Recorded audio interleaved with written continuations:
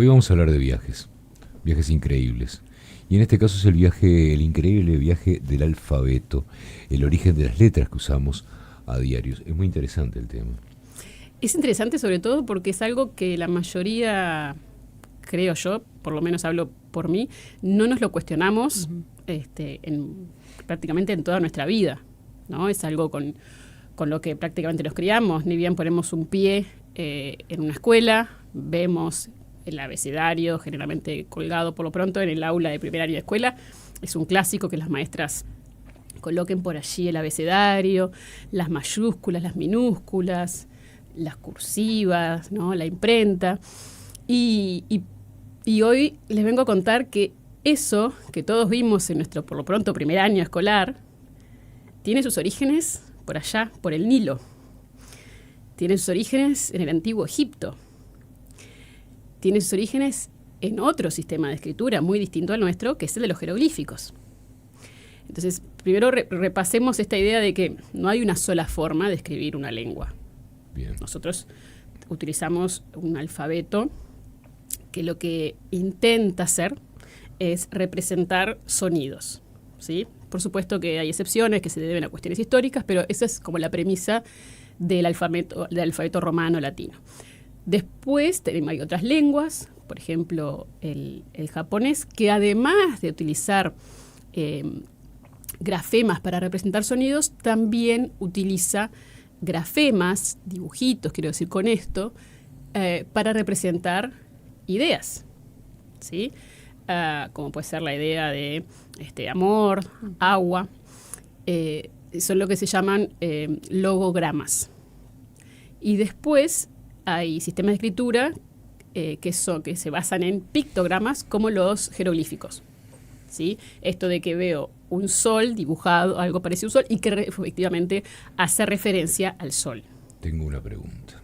Avanti. ¿Cómo relacionamos la escritura allá, para donde vos la llevaste, para allá atrás, con la religión y con el poder? Muchísimo, porque la escritura, por más que hoy sea algo súper democrático, en aquel entonces los escribas eran pocos, eran una parte de la sociedad súper prestigiosa, ¿no? Estaban los faraones y casi que ahí al lado estaban los escribas, ¿no? Uh-huh. Porque el hecho de poder leer y escribir te da acceso directo a la información. Muchas veces esa información tenía que ver con todo lo eclesiástico. Y en este caso en particular también, y porque siempre se junta el poder con el comercio. Y esta historia tiene que ver con eso, tiene que ver, como la mayoría de las historias de la humanidad, con el encuentro de culturas. Y lo que suponemos, por supuesto, porque estamos remontándonos a miles de años, ¿sí? Estamos hablando del antiguo Egipto, entonces unos 5.000 años aproximadamente, suponemos que lo que sucede es que algún fenicio quizás, un comerciante de la zona, pero que no perteneciente al pueblo egipcio, hace uso de los jeroglíficos, pero no hace uso de los jeroglíficos pictográficos. Es decir, se encuentra ante los jeroglíficos, que es una tecnología súper novedosa de todas maneras, ¿no? Es uno de los sitios en donde nacen las formas de escritura. Ojo, debo aclarar que la escritura surge en varias partes del planeta, ¿sí? Este es uno de los puntos que es la que nos concierne a nosotros, porque es la que nos ata con nuestro alfabeto. Cuestión que esta persona o estas personas hacen uso ven los jeroglíficos, pero dicen, pucha, son cientos de dibujitos que me tendría que aprender para poder utilizarlos. Pero ¿qué hacían los propios egipcios a veces? Cuando tenían que escribir una palabra en otra lengua, que es lo más común del mundo, ¿no? El tomar prestadas palabras, utilizaban estos jeroglíficos que representaban palabras, pero solamente lo hacían para hacer referencia al primer sonido. Entonces, si yo quería escribir la palabra siesta, pongámosle que es una palabra que tomaran prestadas en aquel momento, buscaban el jeroglífico para, por ejemplo, por supuesto que estas no eran las palabras porque no era el español que usaban, una palabra que empezara con S como sol, después buscaban una palabra que empezara con I, ¿no? Y ahí empiezan a utilizarlos del modo que nosotros utilizamos hoy las letras, ¿sí? Empiezan a usar, o sea, los propios egipcios utilizaban los pictogramas a veces como representantes de sonidos aislados. Bueno, fue en Egipto que se encontró una tabla, una pequeña tabla. La Rosetta. Esa, sí. No me acordaba del nombre. Sí, la Rosetta nos sirvió para entender los jeroglíficos. Ahí está. Porque era una piedra con un mismo texto en más de una lengua. Exacto. Bueno, pero les cuento cómo llegamos al alfabeto que hoy usamos todos, ¿Cómo que Sí, tenemos claro. en el celular, en la compu. Bueno, empieza a pasar esto de que este sistema, esta tecnología, porque esto es como, es como la IA de ahora, ¿verdad? Era algo fabuloso que le permitía sobre todo a los comerciantes tener registro de ventas, de compras, de embarcaciones, vaya a saber qué. Bueno, y fueron los fenicios que dicen que empiezan a utilizarlo como lo usamos nosotros ahora. ¿Sí? Usan estos jeroglíficos, pero no para hacer alusión a una idea o a un objeto, sino simplemente representando un sonido. Después los fenicios, los griegos toman esa producción fenicia, después de los griegos lo van a tomar los romanos, ¿sí? Hasta tener hoy en día el alfabeto latino que todos conocemos. Pero muchas de las letras que usamos hoy eran originalmente jeroglíficos. La A, por ejemplo, era un jeroglífico que ni siquiera representaba una vocal, representaba a una consonante, a la pausa glotal ¿sí? Creo que la palabra que representaba era help, que quería decir buey. Si nosotros pensamos en el dibujo de la A mayúscula y los invito a que todos en su mente lo den vuelta, ahí tenemos el buey con sus cuernitos. Claro. Los fenicios lo toman prestado ya para hacer referencia, creo que ya pasa a representar la A nuestra y la pone de costadito, que seguía siendo una cabeza, pero digamos, ¿no? Y recién son los griegos los que usan el alfa y la paran como la paramos nosotros a la A. Y hay muchísimas letras. La O creo que era el ojo del jeroglífico egipcio. Hay muchísimas letras que se remontan a esa época. Y bueno, lo que hacen los romanos efectivamente es, si se quiere, estandarizar esto. Pero cuando hablamos de estandarizar es una locura si uno se pone a pensar que no había una regla, no había, si un escriba se le ocurría escribir una palabra de tal modo, no había nadie que le dijera así no se hace porque está la RAE que dice que se escribe así o asá, no había diccionarios. Claro.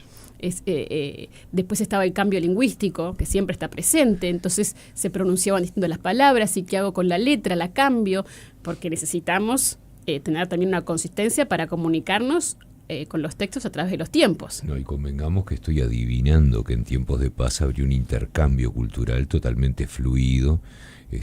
Ejemplo de esto con el Imperio Persa, por ejemplo, ¿no? donde confluían diferentes civilizaciones, y me imagino que aquello sería que hasta el día de hoy vos caminás por Estambul y en una cuadra escuchás 8 idiomas. Claro. Y gracias a esos intercambios es que hoy tenemos, en el caso nuestro, el alfabeto que tenemos. No. Por más que le decimos alfabeto latino, no lo inventaron los romanos y punto. De hecho, también la forma de escritura se escribía yendo hacia un lado y volviendo como un arado. Como de hecho a veces los niños cuando empiezan a escribir lo hacen eso, ¿no? Y lo rezongan y los corrigen. Por supuesto, sí. Esa sería es una gran oportunidad para contar que eso que hace es naturalmente. Juancito es como se empezó a escribir. Mejor que no lo sepan porque se te pone de No, anda a decirle que no. Así, entonces hay que escribir así. Por supuesto, querían eso. Mejor no. Pero después fue todo, también de algún modo se llega a ese consenso de, bueno, ¿para dónde escribimos? ¿En qué sentido? Y hay lenguas que se escriben de derecha a izquierda, hoy en día, como el árabe, como el hebreo, claro. Y después otras como la nuestra que decidimos quedarnos con el izquierda a derecha.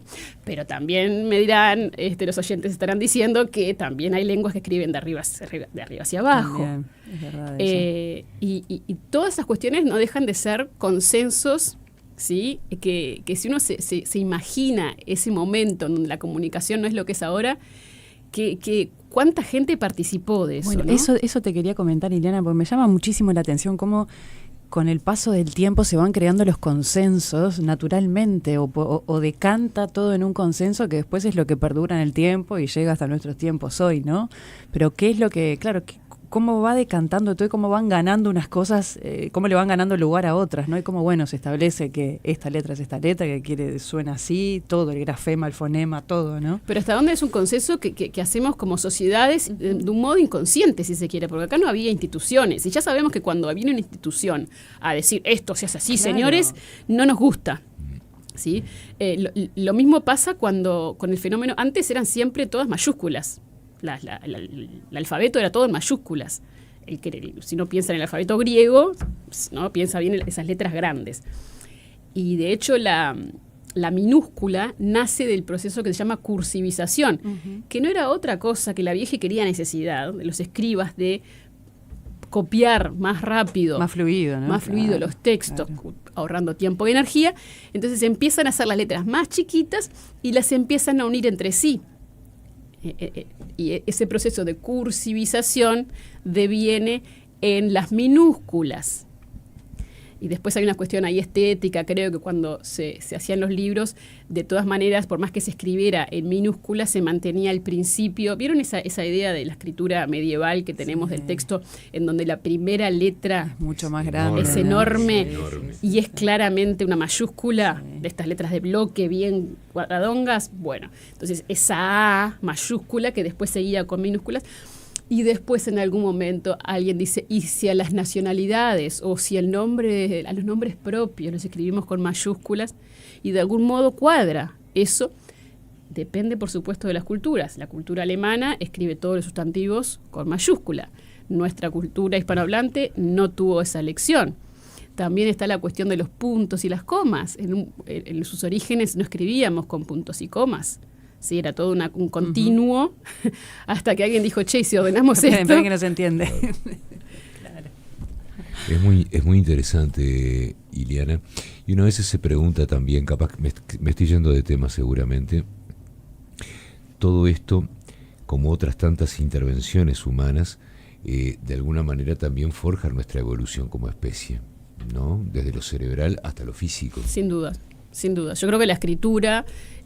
es la tecnología, bueno, lo creo yo y lo creen muchos más, ¿no?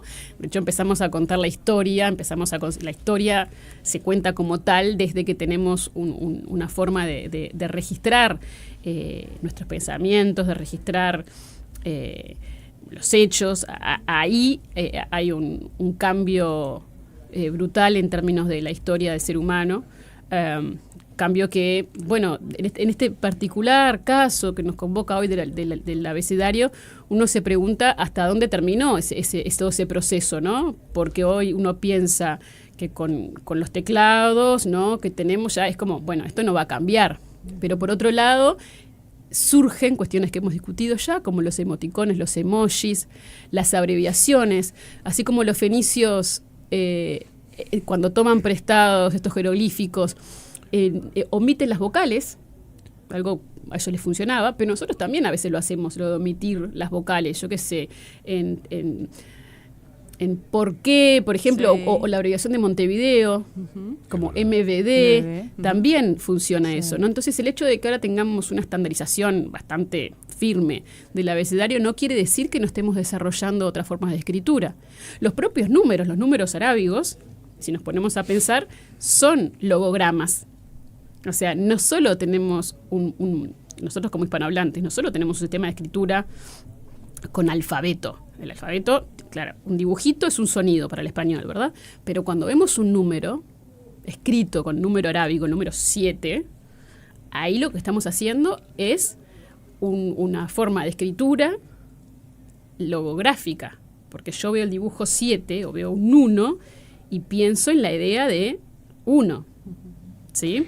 Pues sabés que estoy pensando en voz alta y voy a tratar, y tengo el pensamiento medio desordenado, Ileana, pero imagino que en un ranking, quizás antiguo, el número haya sido más valioso que la letra, ¿no? Sí, seguramente. Saber yo cuánto tengo que cómo se llama, ¿no? Sin duda. O cómo lo escribo.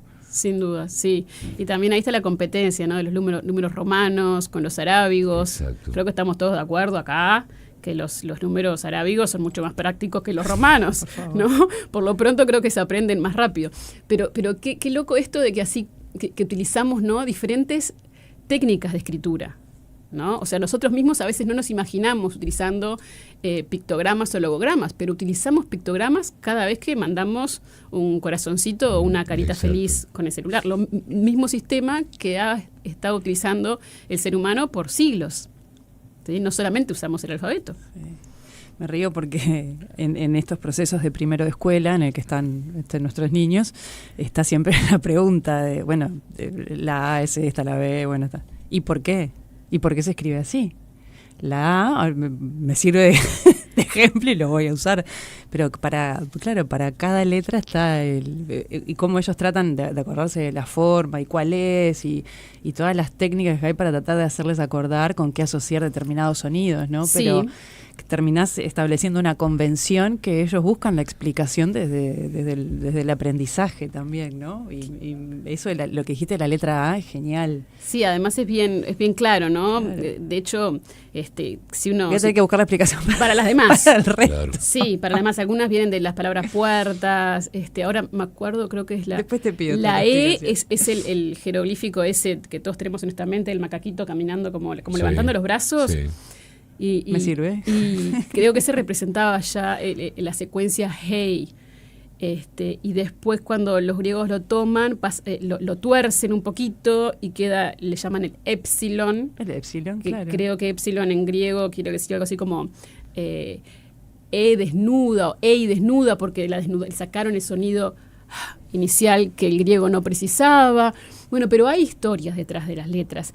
Y sí, yo creo Voy a indagar. que para contarle a los niños que Todo están el empezando a alfabeto. escribir puede ser interesante. Sobre todo porque creo que lo lindo es que vean ¿por qué contar la historia de las letras? Bueno, porque hace el aprendizaje más significativo. Exacto.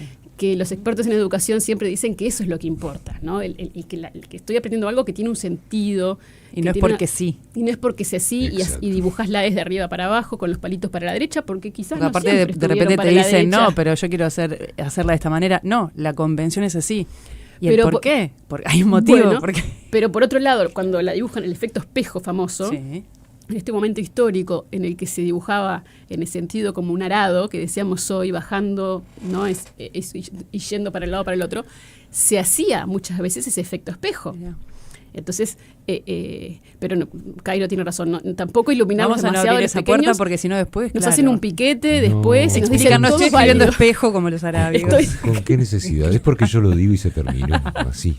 Autoritarismo total. Ileana, ¿cómo te encontramos? Me encuentran en Instagram, sobre todo, con Y, Iliana con Y al principio, Rodríguez. Iliana, en Instagram creo que aparezco como Iliana Virginia. Iliana Virginia, exactamente. Exacto. Siempre es un placer compartir esta columna contigo, Ileana. Lo mismo digo, me encanta charlar con alguien que le interesen estas cuestiones. Total. Y creo que hay varios oyentes que también comulgan con estos intereses. Hay ¿Cómo un no? montón, ¿Cómo un no? montón.